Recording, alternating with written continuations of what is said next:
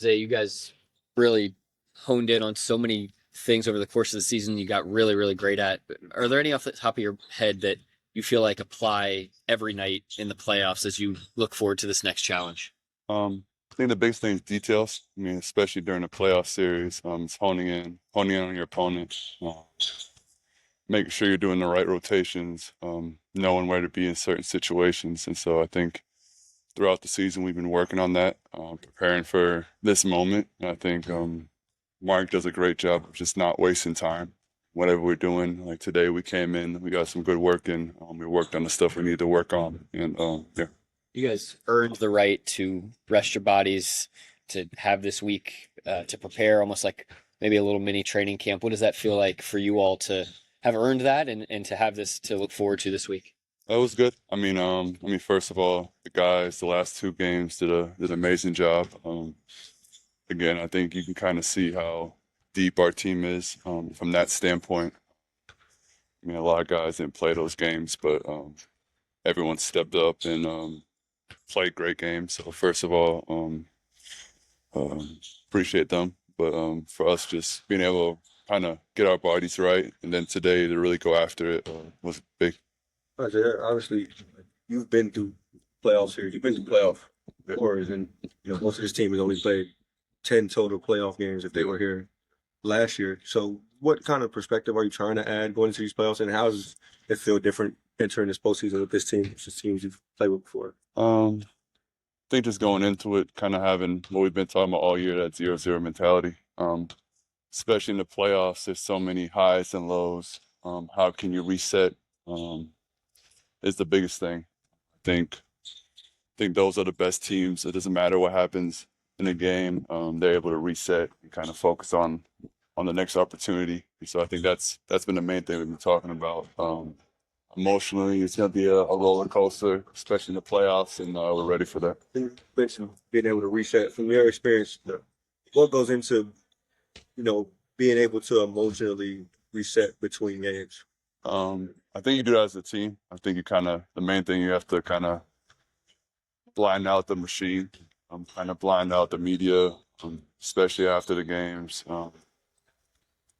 You lose one game, it's going to be the end of the world. You win one game, you're the greatest of all time. So I think it's really just going game by game, focusing on what we can control. And I think Sam, Mark, and the whole team are doing a great job of that was the main point from day one.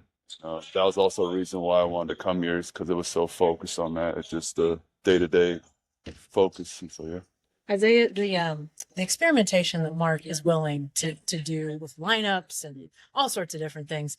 How do you feel like, I mean, this is the first time you've been in his system, but as you go into the playoffs, how do you feel like having been in that scenario may impact you and the team at large? He's the elite coach. I think the main thing, what makes him so special, is just the in-game adjustments. I think especially going to playoffs, there's so many scenarios that other team can throw at you, and a coach being able to adjust on the fly and being able to do what he's been doing all season is huge. I mean, at the end of the day, we still have to execute, but having a coach like that and in a team where he can change the lineups, he can put different people out there, I think it's big. Do you think you all's comfort level with the ever-changing way that he's done things helps you guys to be able to adapt to whatever he wants to do? Yeah. I mean, I think, first of all, we're all team first. I think that's the main thing. I think no matter what Mark throws out there, we're willing to do whatever the team needs to win. I think that's kind of what makes the team special. I think a lot of other teams, if someone adjusts your role so frequently, I think a lot of people would have a problem with that. But us being able to focus on our team and do whatever Mark needs us to do, I think that's what makes us special. You heard the phrase that the playoffs are different than regular season. What's that mean to you? I think more just, again, emotions are a lot higher. You play more physical. I think every play matters, so every rotation matters. I think that's where you get more into the details of, I think, what made us great all season, the little rotations, everyone being on the same page. And so I think now, just going into it, it makes our life easier that we don't have to kind of flip a switch and play a different style of basketball. So yeah. You had success last year. Here you are going into the playoffs with a new team, new leader, in Shea.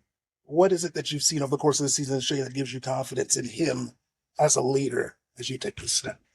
The trust he has in his teammates. I think that's huge, especially going into a playoff series where he might see every coverage in the book. Having trust in his teammates, but then also being fearless. I think he's a player, no matter how big the stage is, he's going to show up offensively, but also defensively. And I think I have the most trust in him. I think our whole team does. And so yeah. Yeah, obviously you weren't here last year to maybe have that point of reference, but he came into the year. I think you guys had just played Dallas in like November, and he was saying that looking back on last year when they lost in the playoffs, that he felt he could have better prepared his teammates for that scenario. Like, how is he going about preparing the team on and off the court for what this might be this upcoming postseason? I think throughout the season, well, I said before, just trusting his teammates, trusting us. I think, again, when he gets doubled, he's not trying to force his own shot. He's making the right plays, making the right read. I think everyone on the team going into the playoffs, we have confidence. And I think especially now when the playoff comes, having confidence is really important. Again, you're going to see so many different schemes. And if you're not used to touching the ball, it's hard to just turn that on. So I think we're all going in with confidence. And I think that's what made him elite all season. Yeah, he's scoring, but he's making sure that we're all in the right situation. And I think maybe you don't see it with the big assist numbers, but it's always the hockey assist. I mean, I think he gets double, pass it to me, I'm making the next play. So if you want to count hockey assists, he's probably averaging like 15 assists too. So yeah. And I don't know that you came in lagging confidence, but how does he maybe put confidence in?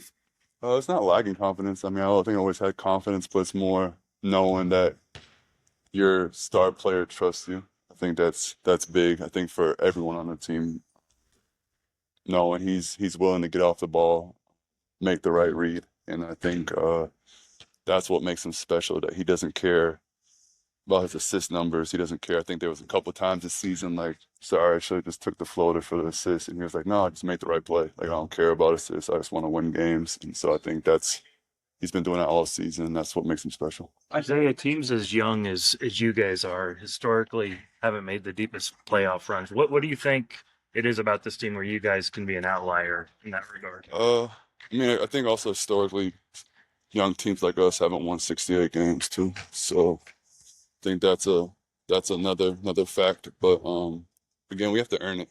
We have to earn it.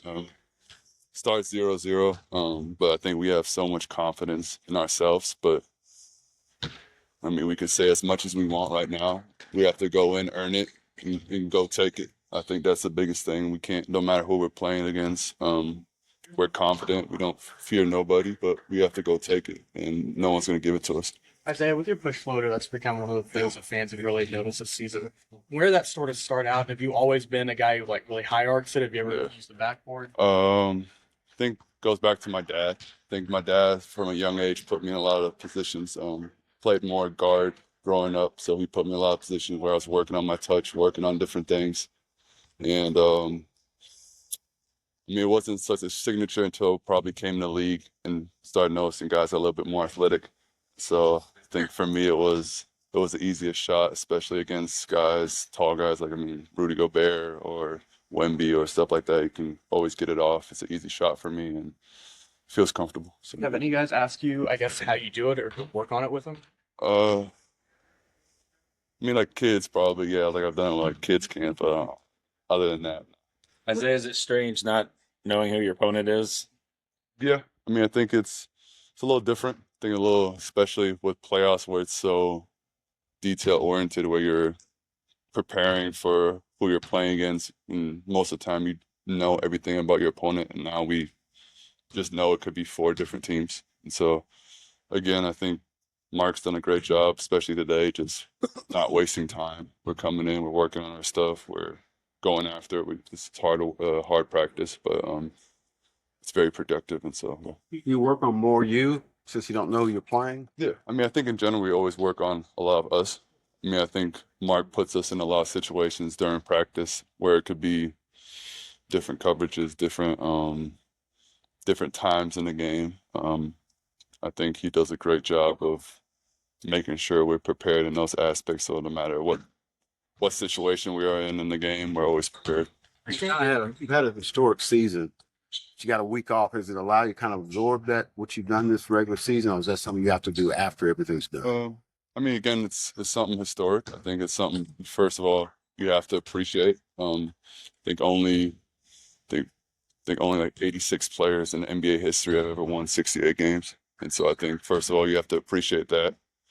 But at the end of the day, we're locked in on the playoffs, and we know the season was great. We have a lot of confidence coming out of it, but we have to earn in the playoffs. Start 0-0, and we're prepared for that.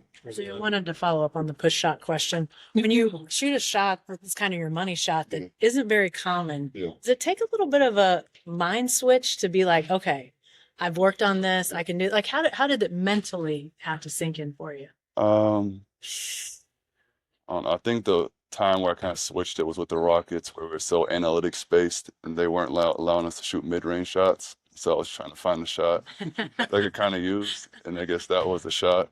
I mean, they weren't always happy with it, but it was kind of like in that medium range where it wasn't a mid-range. And so I guess now it works out. So. Did you get to a point, or have to get yourself to a point where you saw maybe a certain percentage go in and you were like, okay, I'm good with this? Or did you have to see something happen? No, I think, I mean, I was always confident with it. Yeah. I think more just like at the beginning, probably the coaches had to see that it was going in. But in general, I mean, I've been doing it since I've been a kid, so I was confident with it. So I said, guys like Dub and Alex, they kind of popularized this whole watch the games movement when, they get asked about awards or whatever it might be. Obviously, we joke a lot about you coming from the New York market, but how crazy is it for you to, maybe this team has gotten the sense that you have to convince people to watch a 68-win team? That's a hard one. I think especially nowadays with social media, how everything is like, you're just trying to see little highlights here and there. I think in general, not a lot of people watch full games. So I think especially with guys like Lou, where it's like maybe his defensive stats aren't like the most craziest things, but he's just getting stops. So for me, I think that's the point where, if your guys really making the voting for who's defensive player of the year, go watch Lou Dort on all the best players in the league. He's getting stops. Their percentage is going down, and we had the best defense in the league, and then Lou was probably the main part of that. Do you like where basketball viewership is at this point? Like the way people watch it, not just games, the basketball period? I mean, it's a hard take. I think in general now with social media, it's always people's attention spans a lot shorter than it was before. So I think sometimes a little disappointing that where a fan might only know the box score or a highlight that was on House of Highlights or something, but we just control what we can control and go from there. No, in years past, Sam has oftentimes talked to the group before in the playoffs. Has he done that yet? Yeah, he did it. It was a great talk. Can you kind of give me just what you took away from it heading into the playoffs? I mean, again, just didn't waste time, got to the point. I think it was very kind of just brought us back in together, just knowing what our goals were, knowing what we've been through in the season, knowing how together we are. So, yeah, it was great. Thank you. Thanks. Appreciate it.